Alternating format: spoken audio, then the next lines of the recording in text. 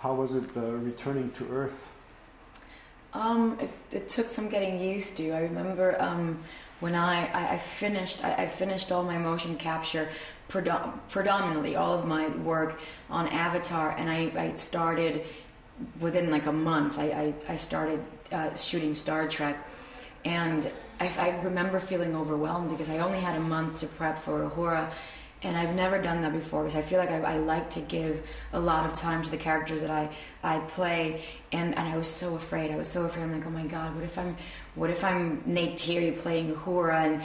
And so I took a lot of focusing. But I still remembered, I would be having dinner with my family, and they would ask me like, hey, you want some beans? And I would just, like, I'm hissing. Let me not hiss at you. Do you remember the very first time you saw yourself as a 9-foot blue-skinned woman?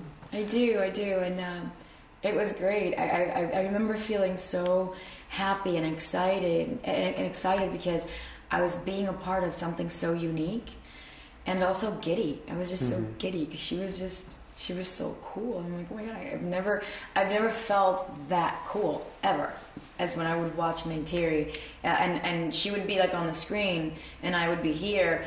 And if, obviously she's me and I'm her, but she just looked really awesome. I'm like, my God, I wish I was you right now. Right. So you had the motion capture thing going, and they could translate it directly into... Yeah. And Jim would have, of course, and we had so many reference pictures all around the set of everything, from the environment to plants to the animals, to all of our characters. And then we also, on every wall of the set, because the set was sort of rectangular shaped, we had these big screens, huge screens, we were there in the virtual world in Pandora. So whatever it is that we were doing in the volume, we would have an instant replay of what we were doing there. And I almost feel like without that, it would have been almost impossible to have given such an authentic surrender to your imagination without having any kind of concept of what's going on. Right. When you first thought about saying yes to the role, very very apprehensive, just the thought of you spending so much time, and in the end it's not even you that's ending up on the screen. Did that feel strange? I think it would have felt strange if I became an actress to be just so I can be known. I think that it's a human flaw to be prone to vanity, and especially for actors, and it's a constant exercise to consistently remind myself why I do this. And I really don't care if my face is recognized. I just want to be a part of great, amazing projects. And I want people like Steven Spielberg and James Cameron and J.J. Abrams to go, you know what, get me that kid, I want to work with her. That's the kind of recognition that I work for, and that's why I became an actor.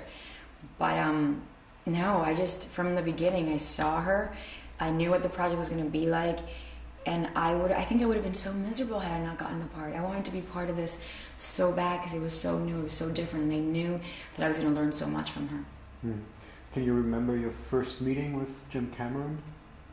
It was, I still get giddy about it. He walked in, I was reading the script in his office, and he walked in and he was like, "Hi Zoe, I'm James Cameron," and he has a very commanding presence. He's just very stern and very confident, and he's like, "You want to go meet your character?" And I was like, "Yeah." And then he walked me into his office where the Titanic wheel was there and the Terminator arm, and I'm just like, oh my God. I sit down and right in front of me there was a sculpture of Neytiri on a coffee table, and the moment I saw her, I fell completely in love with her. I was like, she had me at hello, trust me. I was like, oh my God. It was so amazing. How did you prep for the role? What did you think was important, or when did you think that you had her down?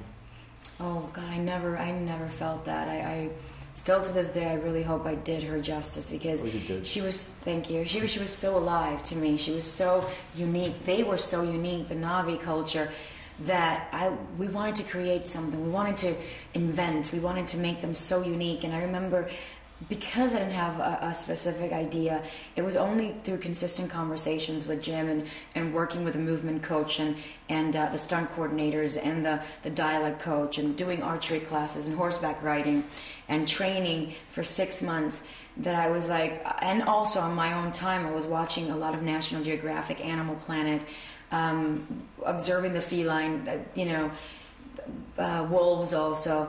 But it wasn't, but I still, all these things were just the physical components of Neytiri. I wanted to capture the essence, and it wasn't until I looked at my niece who was standing right in front of me, and I was like, oh my God, it's their culture that they don't lie, therefore they don't censor anything, they don't filter thought, they say whatever, they feel whatever is very raw to them. Children are the same way, and it was just constant observing where my niece kind of thought that I was so weird because I would ask her all these questions and everything, and that's, I just put it all together like in a pot, and I'm like, okay, Neytiri, I hope I did well. Yeah. But it was tons of fun. Considering the year that you had with the 2 big movies, can there be a Christmas present that's gonna top that? Yes, rest. I think I've earned myself a little time away. I've been working nonstop for 3 years, and it's been the most happiest I've ever been in my career.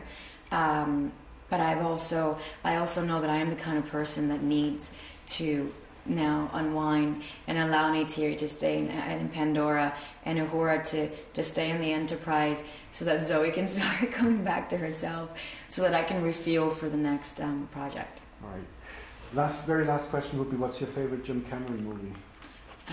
Terminator. All right. Sarah Connor. Perfect.